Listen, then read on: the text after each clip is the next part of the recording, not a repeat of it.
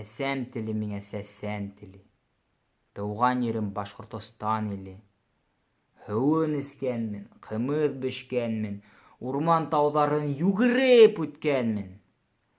Ағиҙел йылғаһы уратып ағаһын, күкрәк тултырып һулайым һауаһын. Ҡолондар сабаһы уйнаҡлап далаһын. Беҙҙән һуң һин кемдәргә ҡалаһың?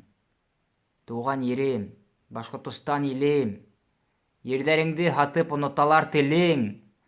Томаланған аңдары алырға тик килем, башҡорт уландары үҙ ерендә килем. Һатылған йәндәрҙең нәселәре һимеҙ. Ябай кешеләр уларға түгел тиҙеҙ.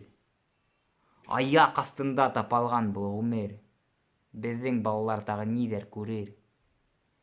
Тағы ниҙәр ҡылырығыҙ һеҙ беҙҙең менән бөтөн башҡорттарҙы бикләрегеҙ төрмәгә? Аңлай алмайым тик шуны мин, дуҫым. Ниңә тейешмен һуң йәшәргә мин боҫоп? Ниңә үҙ еремдә мин өйрәнә алмайым? Һөйләшкән телде минең әсәй атайым. Һәр малым өсөн мин түләйем һалым. Тик ниңә һуң батшам ҡарамай үҙ улын, ә? Миңә күп тә кәрәкмәй. Етә күрһәм атҡан таңды. Үҙ еремдә йүгереп уйнап үҫкән баламды.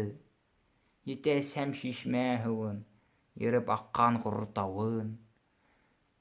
Болондарын, урмандарын күрергә ине тағын. Эй, Хоҙайым, бирсе беҙгә түҙем. Йәнен биргән атам ер өсөн ҡанын түгеп. Көрәшкән илем өсөн күргән ыҙаһын ул күп. Тик батша өсөн телем сүп. Теле юҡтың иле юҡ.